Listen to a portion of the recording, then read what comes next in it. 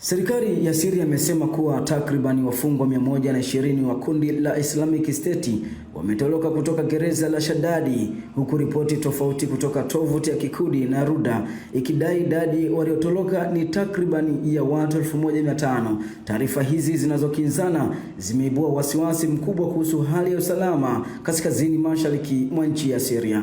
Reuters zimeripoti kuwa kwa mujibu wa Wizara ya Mambo ya Ndani ya Syria, tukio hilo lilitokea Jumanne asubuhi, na mara baada ya kutoroka huko, vikosi vya jeshi la Syria pamoja na vikosi maalum vya wizara hiyo viliingia katika mji wa Shadadi kudhibiti hali hiyo, huku wizara hiyo ilisema operesheni za msako zilianzishwa mara moja. Serikali ilieleza kuwa hadi sasa wafungwa 81 waliokuwa wametoroka tayari wamekamatwa tena baada ya operesheni za utafutaji katika mji huo na maeneo ya jirani. Juhudi zinaendelea ili kuwakamata waliobaki ambao bado wako mafichoni. Awali tovuti ya Ruda ilinukuu msemaji wa vikosi vya kidemokrasia vya Syria SDF ambaye anafahamika kwa jina la Fahad Shami akisema kuwa takribani wanachama 1500 wa Islamic State walifanikiwa kutoroka kutoka gereza hilo, huku CDF ni miongoni na inaongozwa na Wakurdi ambao kwa miaka kadhaa ulikuwa ukidhibiti maeneo makubwa ya mashariki mwa Syria.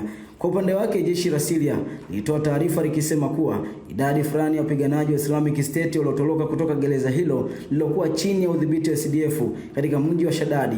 Jeshi hilo lilituhumu CDF kwa kuhusika moja kwa moja katika kuachia wafungwa hao. Tukio hili linajiri baada ya siku kadhaa za mapigano kati ya vikosi vya serikali ya Syria na CDF.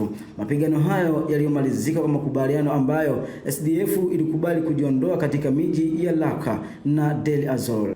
Raqqa na Deir ez-Zor ni majimbo yenye idadi kubwa ya Waarabu yaliyokuwa yakidhibitiwa na SDF kwa miaka kadhaa. Maeneo hayo pia ni muhimu kiuchumi kwani yanahifadhi sehemu kubwa ya visima vya mafuta vya Syria. Huku wachambuzi wa masuala ya usalama wanasema kutoroka kwa wafungwa wa Islamic State kwa idadi yoyote ile halisi kunaweza kuleta changamoto mpya za kiusalama katika eneo hilo, ambapo serikali ya Syria imeahidi kuendelea na operesheni hadi kuhakikisha hali inadhibitiwa kikamilifu. Imeandaliwa na Helen Mdinda kwa msaada wa mshirika habari na kusoma kwako nami Timo Thirugoe.